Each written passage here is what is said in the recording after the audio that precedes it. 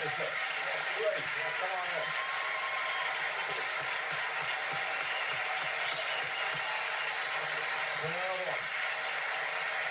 I know the Nashville music community was very excited to have you a part of Tin Pan South last week. You've been hanging around a few days. You enjoy the community here? Absolutely, yeah, absolutely. I've met so many good friends and been made very welcome, and it's a new experience for me. I've never spent time here in town before, and God, it's wonderful. It's like the old days, you know, musicians everywhere. Let me quickly correct myself, Justin, because that's taking place this week, too. I know a lot of people are coming in last week, but it's taking place this week. So, in working with songwriters around town, you picking up tips? Because you guys are the most observant people on the face of the earth, songwriters. Am I picking up tips? I don't know, I think just being here and experiencing the whole kind of ambience of it, and how people love music, and they see it as the greatest thing is that they see it as a pleasure and an inspiration and part of their lives, and not so much a kind of an account sheet or anything, and people live and talk music and chords and songs, and that's so refreshing, That's good. Where do you live now? Where is home for you? I'm English, so I spend half of my time in just southwest of London, and then the other half in Nice in the south of France. Oh, okay, so in other words, the music community is sort of sparse there, I imagine. In Nice? Yeah. Yeah, I'm afraid it is, yeah. But, the French aren't the best at making, a terrible thing to say. No, I mean... But, there's some good music down there, but no, I'm there because it's conducive to writing, and it's beautiful. It's absolutely beautiful, the Mediterranean. All right, let's talk a little bit about the history of the group, the Moody Blues. Now, the album I pointed out, Time Traveler, celebrates 25 years of music. The group, however, has been around 30 years, since 1965. Yeah. There was a time, as we look at some of the old photographs there. Oh yeah. I'm in that. Yes, you are. Do you recognize yourself? Yeah.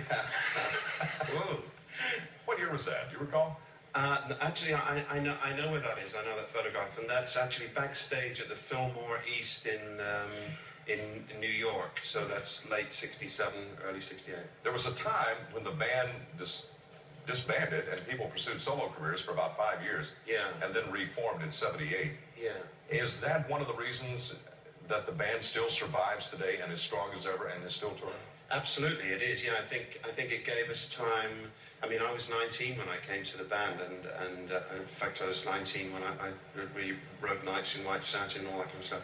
But I think we'd done all of our growing up as teenagers and then into our 20s in the band, and I think we needed to develop a life outside of it. And I think if we hadn't have split up in the 70s, I think we could have split, never to come back together. You know, we found ourselves as men during that time. What a mature decision to make from a young band, so to speak. Yeah, I thought we were bonkers at the time, because we just had #1 albums and we were just doing great all over the world. But looking back now is the best thing we ever did. Yeah, the song you're going to do later, Nights in White Satin, had a very unusual history about it, and the fact that it became #1 several different times, not only in England, but here as well. Yes, that's right. It was a hit in England. It was hit first of all in France, and then it was a hit in England 3 times, and then it was released here.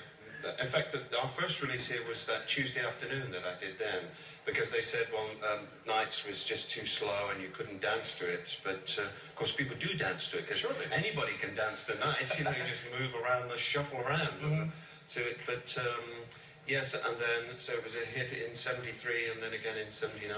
The great songwriter that you are, have you had a song... You're welcome. Have you had a song ever... I hesitate to say that in this town. Ever had a song recorded by a country artist that you've written? I don't know. I don't know, because I've had a lot of songs covered, and I actually can't truthfully answer that. Who would you like to see record one of your songs in this town? Who would I like to see record one of my songs? Let's see, who would I like to see? I'd like to see the Eagles do one of my songs, you know. I'd like to see them do it tonight. Yeah. Yes, they're in town. Yeah, they're in town.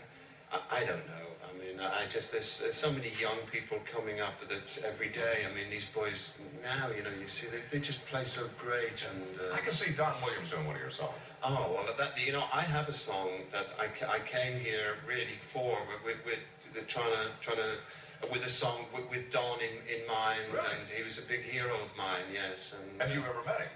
No, I've never met Don. I hope he's watching the show tonight, because I'm sure he would love to see the song. He'll be out there watching the Eagles, I'm sure.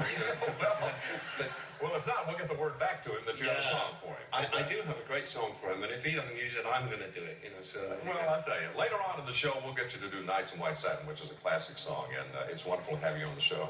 Thank you. Enjoy your stay here in Nashville. Dustin Hayward, he's back with more Music City tonight. Later.